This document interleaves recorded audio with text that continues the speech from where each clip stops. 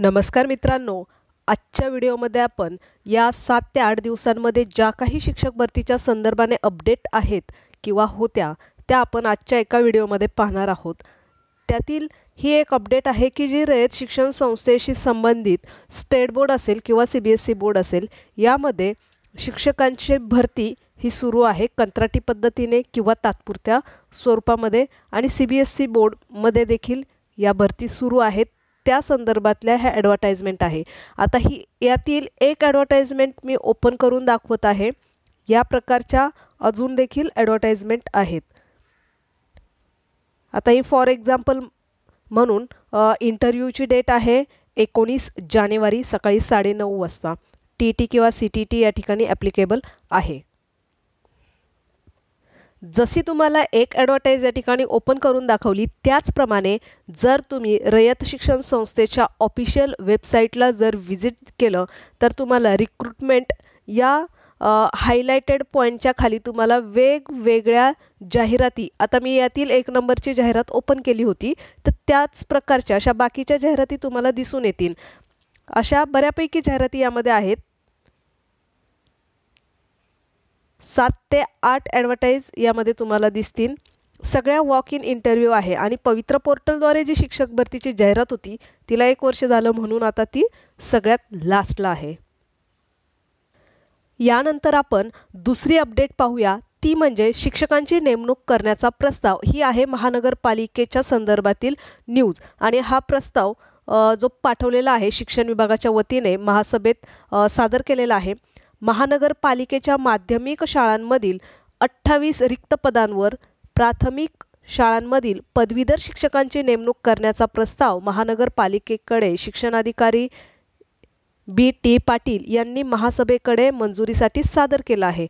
Problem काय झाला तर माध्यमिक शाळांमधील विद्यार्थ्यांच्या अभ्यासावर रिक्त पदांमुळे विपरीत परिणाम होऊ शकतो। तसेच पवित्र पोर्टल प्रणालीच्या माध्यमातून तत्परतेने शिक्षकांची नियुक्ती होणे शक्य नाही। आता खूप महत्त्वाचा मुद्दा दिलेला आहे की पोर्टलच्या माध्यमातून पटकन शिक्षक भरती होत नाही या ठिकाणी आणि म्हणून आता अशा पद्धतीने ही शिक्षक भरती करण्यासाठी त्यांनी प्रस्ताव पाठवलेला आहे। आता ही कंत्राटी नाही परंतु कशा पद्धतीने ही पदं भरण्याचा प्रस्ताव आहे बघा की माध्यमिक शाळांमधील विद्यार्थ्यांचे शैक्षणिक नुकसान टाळण्याच्या दृष्टीने प्रस्ताव सादर करण्यात आल्याचे शिक्षण विभागाकडून सांगण्यात आलेलं आहे। नाशिक महानगरपालिकेच्या माध्यमातून मराठी माध्यमाच्या अनुदानित 2 विना अनुदानित 6 स्वयं अर्थसहाय्यता निधीतून 2 अशा एकूण 10 तर उर्दू अनुदानित 2 अशा एकूण 12 माध्यमिक शाळा चालवल्या जातात। म्हणजे माध्यमिक शाळांची सुद्धा या ठिकाणी कमी नाही। आपण प्राथमिक शिक्षण म्हणतो त्या शाळांची संख्या भरपूर असते, माध्यमिकची कमी असते, परंतु तरी देखील भरपूर शाळा आहे। या ठिकाणी 12 शाळा या ठिकाणी चालवल्या जातात आणि त्या शाळांमध्ये सद्यस्थितीत 6वी 7वी आणि 8वीत त्याचप्रमाणे 9वी आणि 10वीत असे एकूण जे विद्यार्थी आहेत 2881 विद्यार्थी शिक्षण घेतात आणि या 12 शाळांसाठी एकूण 79 पदे ही मंजूर आहेत। त्यापैकी 51 कार्यरत तर 28 पदे रिक्त आहेत। म्हणजे या रिक्त पदांची पदभरती ही पवित्र पोर्टलच्या माध्यमातून होणार आहे, परंतु कायमस्वरूपी बऱ्याच दिवसांपासून रिक्त असलेल्या किंवा पोर्टलच्या माध्यमातून होणारा उशीर यामुळे या पदांची भरती करण्यासाठी आता शिक्षक नसल्याने शाळांमधील विद्यार्थ्यांची पटसंख्या घटत असल्यामुळे शाळा बंद पडू शकतात। कारण ज्या ठिकाणी शिक्षकच शिकवण्यासाठी नाही अशी परिस्थिती निर्माण होते त्या ठिकाणी पालक आपल्या पाल्याला शाळेमध्ये ॲडमिशन घेणं किंवा शाळेमध्ये ठेवणं हे त्यांना पटत नाही आणि त्यामुळे विद्यार्थ्यांची संख्या घटते आणि हे खरंच कारण आहे की जर शिक्षक नसतील तर विद्यार्थी त्या ठिकाणी शिकण्यासाठी पालक पाठवणार नाहीत आणि यामुळे पटसंख्या घटते आणि पटसंख्या घटू नये शाळा बंद पडू शकतात। त्यामुळे प्राथमिक विभागातील जे पदवीधर शिक्षक आहेत त्यांची नेमणूक केली जाणार आहे। म्हणजे प्राथमिक शिक्षक जे 1ली ते 5वी साठी शिकवतात त्या शिक्षकांचं ज्यांची पदवी कंप्लीट आहे त्यांना पुढच्या वर्गांना शिकवण्यासाठीचा हा प्रस्ताव आहे। या रिक्त पदांमुळे विपरीत परिणाम होण्याची शक्यता असल्याने ही पदे तातडीने भरण्यात यावी यासाठी महानगरपालिका शिक्षण विभागाच्या वतीने महासभेवर प्रस्ताव ठेवण्यात आला आहे। त्यास कधी मंजुरी मिळेल, काय निर्णय घेतला जाऊ शकतो याकडे मात्र सर्वांचं लक्ष आहे। परंतु याला मंजुरी मिळून जाईल, कारण मुलांचं नुकसान होऊ नये आणि ज्या शिक्षकांची पदवी पूर्ण आहे त्यांना पुढच्या मुलांना शिकवण्याची संधी मिळून जाईल जोपर्यंत पोर्टलच्या माध्यमातून रिक्त पदांची पदभरती होत नाही तोपर्यंत। पण पोर्टलच्या माध्यमातून लवकर पदभरती होत नाही याचा परिणाम बघा, ही कंत्राटी पद्धतीने असणारी शिक्षक भरती असेल किंवा ही अशा पद्धतीने असणारी शिक्षक भरती आहे की जे खालच्या वर्गाचे शिक्षक आहेत त्यांना पुढच्या वर्गाच्या विद्यार्थ्यांना शिकवण्यासाठी त्यांना आता हे काम करावं लागणार आहे। भले हे तात्पुरत्या स्वरूपात ह्या नेमणुका असतील, परंतु आता हे टाळणं शक्य नाही। त्यामुळे शिक्षण विभागाला या ठिकाणच्या जागा ह्या विद्यार्थ्यांचं नुकसान होऊ नये म्हणून तात्पुरत्या स्वरूपात भरण्याची गरज भासली। यानंतर आपण दुसरी महत्त्वाची अपडेट पाहूया, ती म्हणजे की जे काही शिक्षण दिलं जातं आणि विद्यार्थ्यांची पोर्टलवरती नोंदणी केली जाते, आधार कार्ड अपडेशन वगैरे असतं, तर राज्यातील तब्बल 10 लाख विद्यार्थी शाळेपासून वंचित। आता हे नेमकं काय आहे, शाळेपासून वंचित म्हणजे काय, तर ही एक पद्धत आहे। ड्रॉप बॉक्समध्ये विद्यार्थ्यांची संख्या वाढली, शाळाबाह्य मुलांची संख्या लाखात, सर्वाधिक गळती ठाणे आणि पुणे जिल्ह्यात।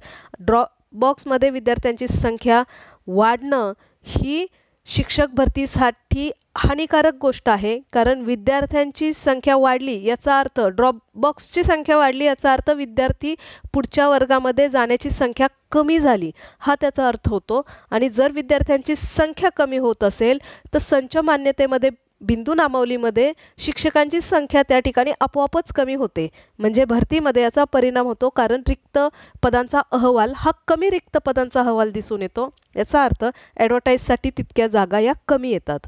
परंतु ते कारण नेमकं काय आहे ते महत्त्वाचं आहे, कारण जर विद्यार्थी एका शाळेतून दुसऱ्या शाळेमध्ये म्हणजे तो मायग्रेशन त्याने केलेलं असेल, ट्रान्सफर केलेलं असेल तर रिक्त पदांवर परिणाम होत नाही। पण जर विद्यार्थी दुसऱ्या कुठल्या माध्यमातून शिकत असेल किंवा जर जिल्हा परिषदेच्या शाळा किंवा संस्थेच्या शाळा सोडून इतर पर्याय जर त्या विद्यार्थ्यांनी अवलंबले असतील तर त्याचा रिक्त पदांवरती परिणाम होतो। आता यामध्ये या ठिकाणी आकडेवारी देखील दिलेली आहे आणि ती आकडेवारी देऊनच नंतर या ठिकाणी सांगितलं आहे 9 लाख विद्यार्थी आता शाळाबाह्य किंवा ड्रॉप बॉक्समध्ये विद्यार्थ्यांची संख्या वाढली आणि ती जवळपास 9 ते 10 लाख या घरामध्ये आहे। यामध्ये आता हे ड्रॉप बॉक्स म्हणजे नेमकं काय आहे तर बघा, खूप महत्त्वाची गोष्ट आहे, कारण ती वर्गातील विद्यार्थ्यांची संख्या निश्चित करतं आणि म्हणून ते शिक्षक भरतीच्या संदर्भाने महत्त्वाचं असतं। इयत्ता 1ली ते 12वी पर्यंतच्या मागील वर्षाच्या विद्यार्थ्यांची पटसंख्या आणि उत्तीर्ण झालेल्या विद्यार्थ्यांची संख्या व यंदा पुढील वर्गात विद्यार्थ्यांची पटसंख्या काढली जाते। दुसरा मुद्दा आहे, मागील वर्षी जेवढे विद्यार्थी उत्तीर्ण झाले तेवढ्याच विद्यार्थ्यांची पटसंख्या पुढील वर्गात असणं आवश्यक आहे, किंवा ती मागील वर्षाच्या कमी आढळल्यास कोणत्या कारणामुळे त्या विद्यार्थ्यांची नोंद होऊ शकली नाही याची माहिती शिक्षण विभागाला असणं अपेक्षित आहे। आता विद्यार्थ्यांनी खाजगी शाळांमध्ये प्रवेश घेतला किंवा शिक्षण सोडले, दैनंदिन शाळेऐवजी इतर माध्यमातून शिक्षण घेतले किंवा त्याचे दुसऱ्या जिल्ह्यात स्थलांतर झाले याचा शोध घेण्याच्या मोहिमेला मिशन ड्रॉप बॉक्स हे नाव त्यांनी दिलेलं आहे। आता मिशन ड्रॉप बॉक्स याच्यावरनं विद्यार्थ्यांच्या नोंदी समजतात, विद्यार्थी शिक्षणाच्या अंतर्गत प्लॅटफॉर्मवरती आणता येतात। आता यामध्ये ड्रॉप बॉक्समध्ये असणाऱ्या विद्यार्थ्यांची संख्या 9 ते 10 लाखांच्या घरात आहे, पण आता याची कारणे बरीच आहेत आणि त्यामुळे हे देखील शिक्षकांसमोर एक मोठं आव्हान आहे की अशा विद्यार्थ्यांची संख्या निश्चित करणे किंवा त्या विद्यार्थ्यांची कारणे शोधून काढणे। यानंतर आपण आपला पुढचा मुद्दा पाहूया, तो म्हणजे शिक्षक भरतीचा दुसरा टप्पा।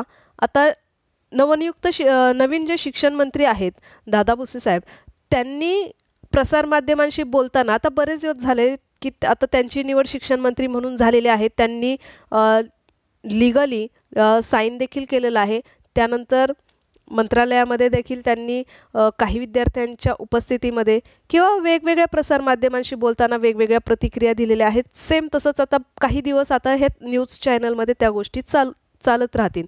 त्याचप्रमाणे त्यांनी दुसरं एक वक्तव्य केलेलं आहे, ते म्हणजे पवित्र पोर्टलच्या माध्यमातून जे शिक्षक भरतीचा दुसरा टप्पा आहे तो थांबलेला आहे, तर तो लवकरच भरण्यात येईल असं त्यांनी सध्या तरी न्यूज चॅनलशी बोलताना सांगितलेलं आहे. बाकीच्या गोष्टी देखील त्यांनी आधी सांगितलेल्या होत्या, फक्त रिसेंटली आता तो एक मुद्दा शिक्षक भरतीच्या संदर्भाने ते बोललेले आहेत.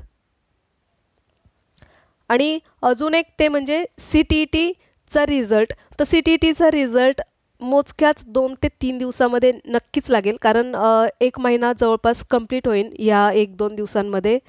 जी CTETची एक्झाम झाली त्याला 1 महिना पूर्ण होण्याच्या दरम्यान रिझल्ट हा लागतो. याआधी देखील सेम असंच झालेलं होतं, एका महिन्यामध्ये रिझल्ट हा लागतो. स्कोर कार्ड तर आलेला आहे, परंतु डिजिलॉकरमध्ये त्याचं मार्कशीट, आता मार्कशीट हे कुठल्याही याच्यामध्ये ती हार्ड कॉपी तुम्हाला म्हणजे अशी तुम्ही जाऊन म्हणजे घ्यायला येऊ शकत नाही किंवा ती तुम्हाला घरपोच मिळत नाही. ती तुम्हाला फक्त डिजिलॉकरमधूनच काढावी लागते. मार्कशीट आणि सर्टिफिकेट दोन्ही गोष्टी तुम्हाला डिजिलॉकरमध्ये लॉग इन करूनच मिळतील. अशा प्रकारच्या माहितीसोबत आजचा व्हिडिओ या ठिकाणी थांबवूयात.